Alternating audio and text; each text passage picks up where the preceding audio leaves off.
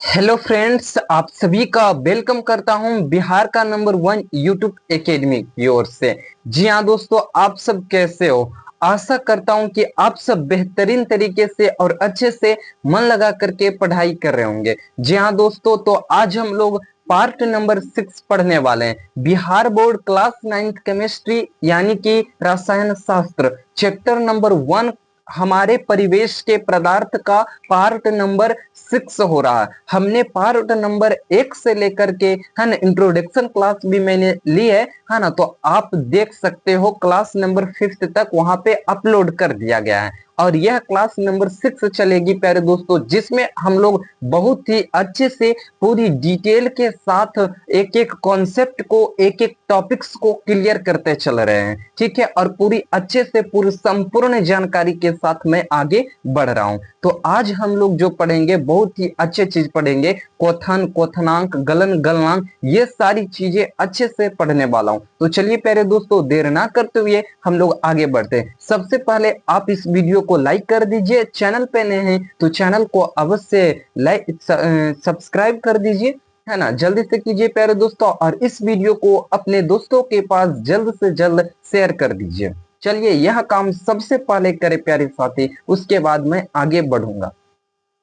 तो चलिए अब मैं शुरू कर रहा हूं। ठीक है, यहाँ पे सबसे पहले आपके लिए एक बहुत ही अच्छे शब्द लिख करके लाया हूं। चलिए इसे हम लोग समझने का पूरा प्रयास करते हैं। देखिए, सही समय का इंतजार मत करो। जी हाँ दोस्तों, कभी भी आप सही वक्त का इंतजार नहीं कीजिएगा, है ना। ना वो कभी आया है और ना कभी आएगा। देखिए कितना अच्छा बात कहा गया है ना। कभी भी वो नहीं आया और ना कभी आगे आपको आएगा। ठीक है, बस जहां हो वहीं से शुरुआत करो। जी हाँ दोस्तों, अब जहां हो वहीं से आप शुरू करना, पढ़ना चालू कर दीजिए। ठीक है, तो आप कभी भी अच्छे वक्त को नहीं देखिए कि कल अच्छे दिन है तो मैं कल से पढ़ना स्टार्ट करूंगा, या फिर अभी नहीं पढ़ूंगा मैं इस दिन को पढ़ूंगा। ऐसे आप बिल्कुल भी नहीं कीजिएगा। ठीक है, आई होप कि आप समझ गए होंगे। ठीक है, मैं चलिए आगे बढ़ता हूं और सीधे पॉइंट की ओर, टॉपिक्स की ओर बढ़ता हूं। देखिए सबसे प्यारे प्यारे साथी, हमें सबसे पहले क्या पढ़ना है ना, क्वथन व क्वथनांक को पढ़ना है। चलिए समझते हैं क्वथन और क्वथनांक क्या है। सबसे पहले मैं तो डिफिनेशन बताऊंगा, उसके बाद मैं आपको अपनी भाषा में अच्छे से समझाऊंगा, पूरा अच्छे से क्लियर करूंगा। ठीक है, तो यहाँ पे क्या चीज है ना, यहाँ पर है जिस ताप पर, है ना, हमारा जो डिफिनेशन है, यहाँ जिस ताप पर द्रव उबलना प्रारंभ करता है। जी हाँ दोस्तों, क्वथन या फिर क्वथनांक हम लोग पढ़ रहे हैं। तो जिस ताप पर कोई द्रव उबलना प्रारंभ करता है, यानी कि जल, यानी कहे तो पानी उबलना प्रारंभ करता है। उबलना मीन्स आप समझ रहे होंगे। ठीक है ना। उस ताप को द्रव का क्वथनांक कहते हैं। देखिए मैं पूरा सरल शब्द में लिख करके लाया हूं। जिस ताप पर कोई पानी जो है उबलना शुरू कर देता है, उसको ही हम लोग क्वथनांक कहते हैं। बस सिंपल सी बात है। आप मान लीजिए आप कोई पानी गर्म कर रहे हो तो क्या होगा, पानी गर्म होगी तो वो उबलना शुरू कर देगा, और इसी को हम क्या कहेंगे, गर्म पानी ना कहकर आप उससे क्वथनांक कह सकते हो। ठीक है, या फिर आप क्वथन कह सकते हो। तो जब कोई पानी कहेगा गर्म करने के लिए, तो आप गर्म करके उसे दीजिएगा तो कहिएगा लो क्वथन, है ना। तो वो समझेगा नहीं क्या कह रहा क्वथन, हमको कह रहा लो क्वथन, है ना। लेकिन आप उसे क्वथनांक या फिर क्वथन कह सकते हो। ठीक है, आगे मैं समझता हूँ। और यह प्रक्रिया क्वथन या उबलना कहलाती है। जी हाँ दोस्तों, इस प्रक्रिया को ही तो हम लोग क्वथन कहते हैं। सबसे सिंपल और इजी डिफिनेशन मैं लिख करके अपने भाषा में लाता हूं। ठीक है, ना कि बुक से उतारता हूं, ताकि यदि मैं बुक से लाइन लिख करके तो मैं भी अच्छे से एक्सप्लेन नहीं कर सकूंगा। ठीक है, इसीलिए मैं अपनी भाषा में और वो एकदम करेक्ट आंसर लेकर के आता हूं, ना कि कोई मिस्टेक्स, है ना। मैं करेक्ट आंसर को लेकर के आता हूं। चलिए दोस्तों, यदि आप इस प्रकार से लिखिएगा ना तो आपको फुल में फुल मार्क मिलेगा। यदि आप बुक वाला लिख दीजिएगा ना तो एग्जामिनर जो होते हैं वो पूरा पूरा 100% समझ जाता है कि कहाँ से लिखा गया। ठीक है,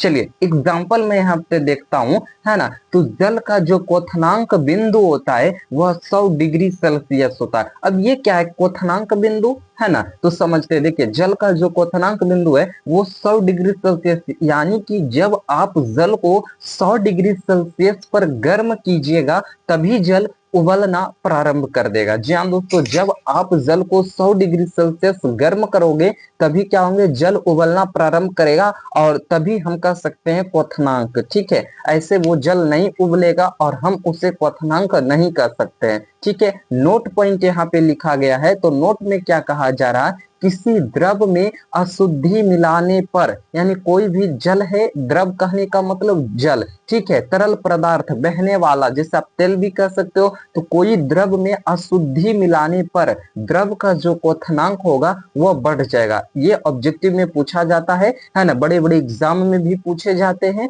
तो मैं अच्छे से क्लियर करता हूं, किसी द्रव में अशुद्धि जब मिला देंगे तो द्रव का जो क्वथनांक होगा वो क्या हो जाएगा, वो बढ़ जाएगा। ठीक है, आई होप कि आपको समझ में आ गई यह टॉपिक। चलिए मैं यहाँ पे फिगर के माध्यम से भी पीछे में लेकर के आया और आपको समझाता हूँ। ठीक है ना, क्या अभी हमने पढ़ा, अभी क्या पढ़ा, क्वथन या फिर क्वथनांक।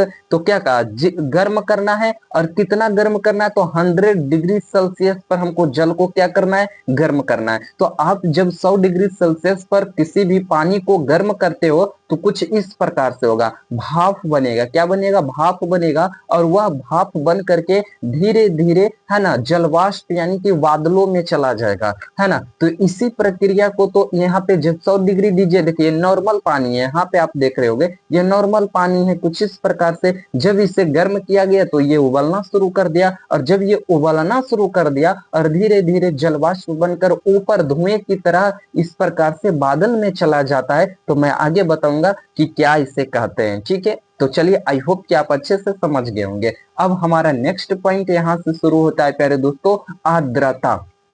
ठीक है, चलिए आर्द्रता को देखते हैं, आर्द्रता क्या है। ठीक है, तो वायु में उपस्थित नमी यानी कि जल, नमी कहे यानी कि जल, तो वायु में पानी उपस्थित कहने का मतलब, ठीक है, की मात्रा को आर्द्रता कहते हैं। समझिए, वायु में पानी, वायु जो होती है उसमें कुछ ना कुछ पानी रहता है, नमी रहते हैं, ठीक है, और उसी मात्रा को हम आर्द्रता कहते हैं। लेकिन यही सब डिफिनेशन को ना कई लोग जो होते हैं कुछ बड़ा बना देते हैं, कुछ कठिन भाषा जो होते हैं, शब्द जो होते हैं कुछ अलग ढंग से जोड़ देते हैं। लेकिन मैं आपको पूरा सरल शब्द में बताऊंगा। ठीक है, वायु में उपस्थित नमी यानी कि जल की मात्रा को ही हम आर्द्रता कहते हैं। ठीक है, अब आगे बढ़ते हैं और मैं आगे आर्द्रता के पूरी डिटेल जानकारी लाया हूं और मैं आपको अच्छे से बताऊंगा। ठीक है, यहाँ नहीं, मैं आगे बताऊंगा। ठीक है, अब देखते हैं वाष्पन क्या है। जी हाँ दोस्तों, ये सारी छोटी छोटी पॉइंट है जिसे मैं कल अच्छे से बताया था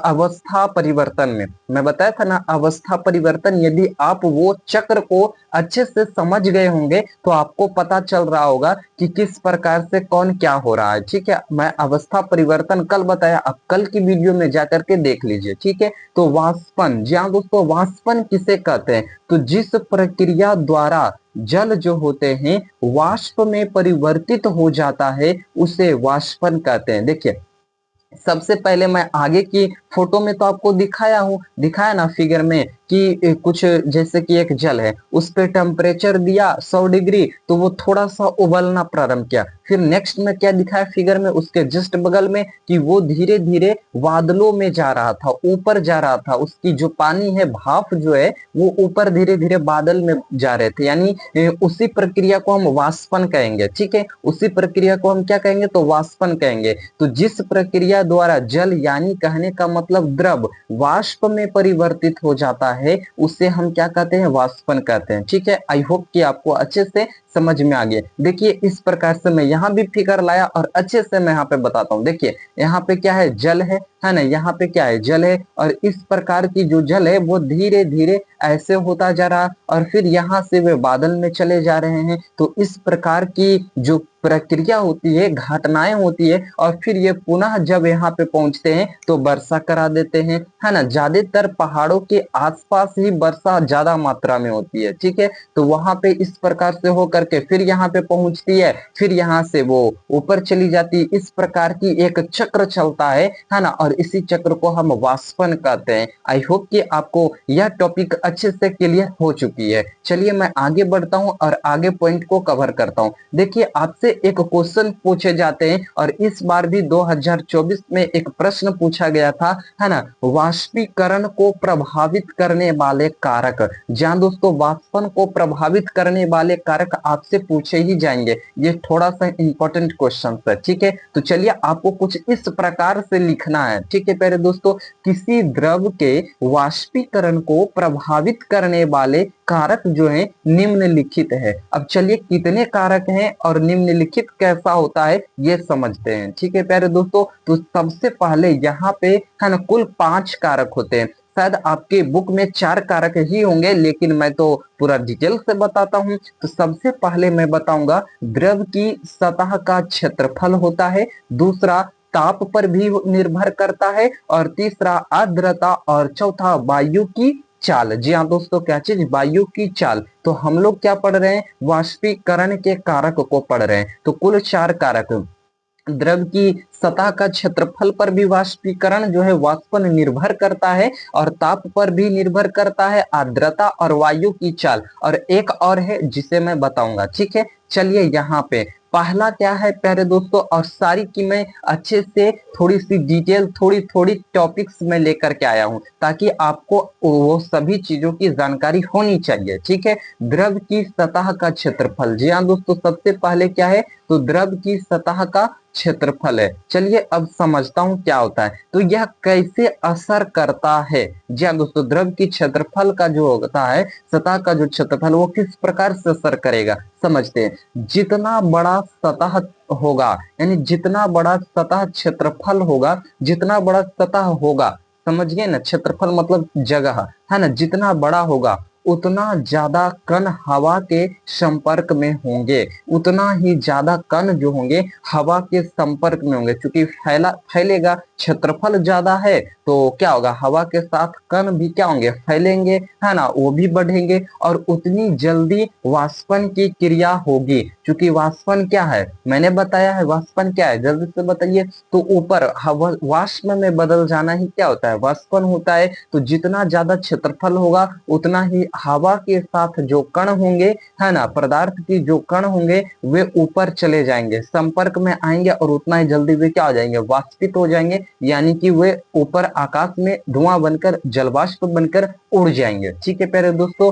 अब आगे बढ़ता हूं तो आप यहाँ पे देखिए, जैसे मान लीजिए इसका जो क्षेत्रफल है क्या है? थोड़ा सा बड़ा है, लेकिन इसकी जो क्षेत्रफल क्या है? थोड़ा सा छोटा है, और इसका क्षेत्रफल क्या है? ये दोनों से क्या है? बड़ा है, ठीक है दोस्तों। तो इसमें क्या है? थोड़ा सा पानी क्या हुआ? ज्यादा अटता है, तो उसी के अनुसार जल वाष्पित होगा, और इसमें छोटा है तो इसके साथ, जैसे कि मैं पूरा अच्छा से बताऊं, तो आप चाय पिए होंगे, क्या पिए होंगे? चाय पिए होंगे, ठीक है। तो कप में जब आपको दिया गया होगा, तो जो कप है उसमें जो चाय होती है वो ज्यादा गर्म होती है ना। गर्म होती है किस वजह से? क्योंकि वहां पे वाष्पन की क्रिया नहीं हो रही है, इसके वजह से। लेकिन उसी चाय को यदि आप एक प्लेट में रख करके पीते हो, तो क्या होता है? जो वाष्प होते हैं वे धीरे धीरे ऊपर उड़ने लगते हैं, जिसके वजह से जो हमारी चाय होती है वो ठंडी हो जाती है, और उससे हम अच्छे से बहुत ही सहजता पूर्वक पी सकते हैं। आई होप कि आपको यह एग्जाम्पल से यह डिफिनेशन और इनकी जो भी परिभाषा थी आपको अच्छे से समझ में आ गई होगी, ठीक है। ठीक उसी प्रकार से यहाँ पे एक बड़ा सा प्लेट है, और उसमें जल भरा हुआ है, गर्म जल भरा हुआ है, और वे धीरे धीरे वो जल्दी इसमें, इन दोनों की अपेक्षा इसमें बहुत तेजी से जल वाष्पित होंगे, ठीक है। आई होप कि आपको अच्छे से समझ में आ रही है। चलिए नेक्स्ट हम लोग बढ़ते हैं। उदाहरण यहाँ पे दिया गया है, देखिए देखते हैं। ऐसे तो मैंने बता दिया है उदाहरण चाय और कॉफी वाला, ठीक है, प्लेट वाला। देखिए धूप में कपड़े जल्दी सूख जाते हैं, बात सही है। धूप में जो कपड़े होते हैं वो बहुत जल्द सूख जाते हैं, लेकिन ठंडी छाया में, है ना, धीरे से सूखते हैं। जी हाँ दोस्तों, यही कारण है, क्योंकि धूप होता है तो वो जल्द ही सोख लेता है अपनी जल को, और ठंडी में क्योंकि वायु में ही कुछ नमी होती है, ठंडी में इसलिए नहीं सूखता क्योंकि वायु में जल होते हैं, है ना, उसी के वजह से। और कपड़े भी क्या होते हैं? गीले होते हैं, जिसके वजह से वो जल्द ही सूख नहीं पाता है, ठीक है। आई होप कि आपको अच्छे से समझ में आ रही है। दूसरा क्या चीज है प्यारे दोस्तों? टेम्परेचर, यानी कि तापमान है। जी हाँ दोस्तों, यह कैसे असर करेगा इसके बारे में समझते हैं, है ना। टेम्परेचर, तापमान जो है कैसे असर करता है।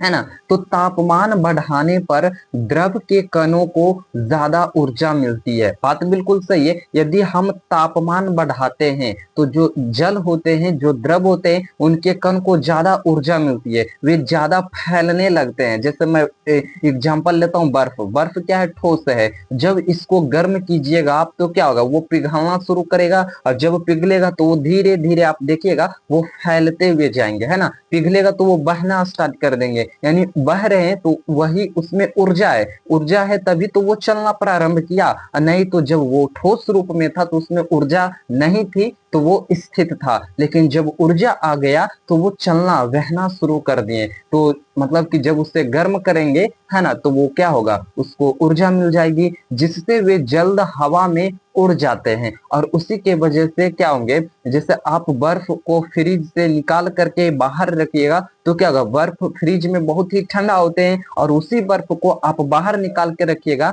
तो जो टेम्परेचर होगा, वातावरण का जो अपनी तापमान होगा, उसके कारण क्या होगा? बर्फ जो भी होगा उड़ जाएगा, उसकी जो पानी होगी वे सारा समाप्त हो जाएगी। तो यही है हमारा टेम्परेचर, और यह कुछ इस प्रकार से रिएक्ट करता है। ठीक है प्यारे दोस्तों, हम लोग आगे बढ़ते हैं और आगे समझते हैं। देखिए, मैं जो भी बता रहा हूँ यहाँ पे फिगर लेकर के आपको दिखा रहा हूँ। बर्फ है, और यह बर्फ से जल बनेगा, और फिर धीरे धीरे यह जल से क्या होगा? वाष्प में ऊपर चला जाएगा। ठीक है, कुछ इस प्रकार से घटनाएं होंगी। चलिए हम लोग आगे बढ़ता हूँ, इसका एग्जाम मतलब उदाहरण देखता हूँ। उदाहरण क्या है? बरसात के मौसम में कपड़े देर से सूखते हैं क्योंकि हवा पहले से ही नम होती है। इसमें भी वही उदाहरण है। ठीक है प्यारे दोस्तों, मैं आगे बढ़ता हूँ, और यहाँ पे कहा क्या जा रहा है? आर्द्रता। जी हाँ दोस्तों, यहाँ पे क्या कहा गया? आर्द्रता। चूंकि मैंने बताया है आर्द्रता क्या है, लेकिन मैं ये नहीं बताया है कैसे रिएक्ट करेंगे। ठीक है,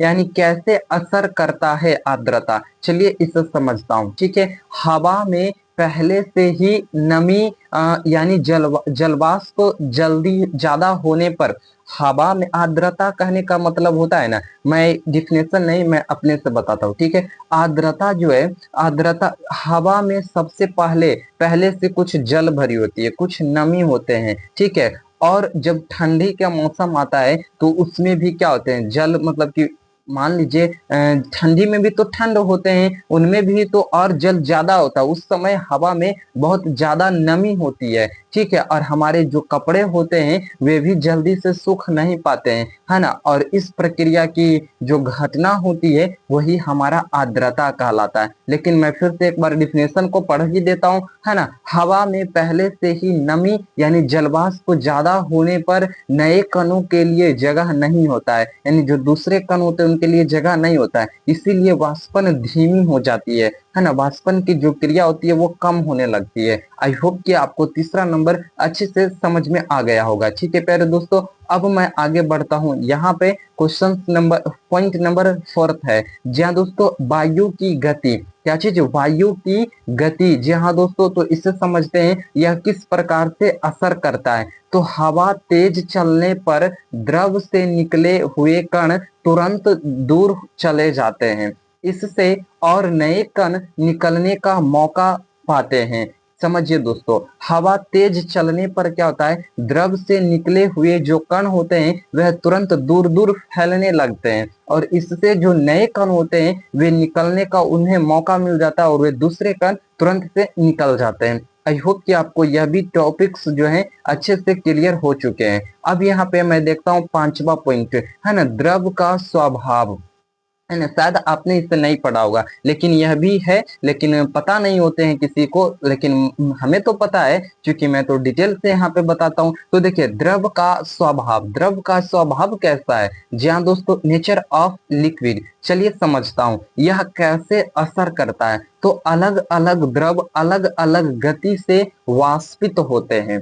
जी दोस्तों, अलग अलग जो द्रव होते हैं वह अलग अलग तरह से क्या होते हैं? वाष्पित होते हैं, है ना। कोई तेल हो गए तो वो अलग अपना स्वभाव रहेगा, कोई दूध है तो अपना स्वभाव, जल है तो वो जल्दी से उड़ जाएंगे। अपना सबका अपना अपना क्या होता है, स्वभाव होता है, और गति से वे वाष्पित हो जाएंगे जल्दी से, है ना, वाष्पित भी हो जाते हैं, है ना, अपने अपने स्वभाव के अनुसार। आई होप कि आपको यह वीडियो काफी अच्छी लगी प्यारे साथी, और यदि अच्छी लगी तो आप इस वीडियो को लाइक कर दीजिए, और चैनल पे नए हैं तो चैनल को अवश्य सब्सक्राइब कर दीजिए। यदि आप पैनल पीडीएफ लेना चाहते हो तो आप हमें इस नंबर से कांटेक्ट कीजिए, और आपने हमारे साथ वीडियो के अंत तक जुड़े रहें, इसके लिए मैं आपको दिल की गहराइयों से बहुत बहुत धन्यवाद देता हूँ। थैंक यू दोस्तों।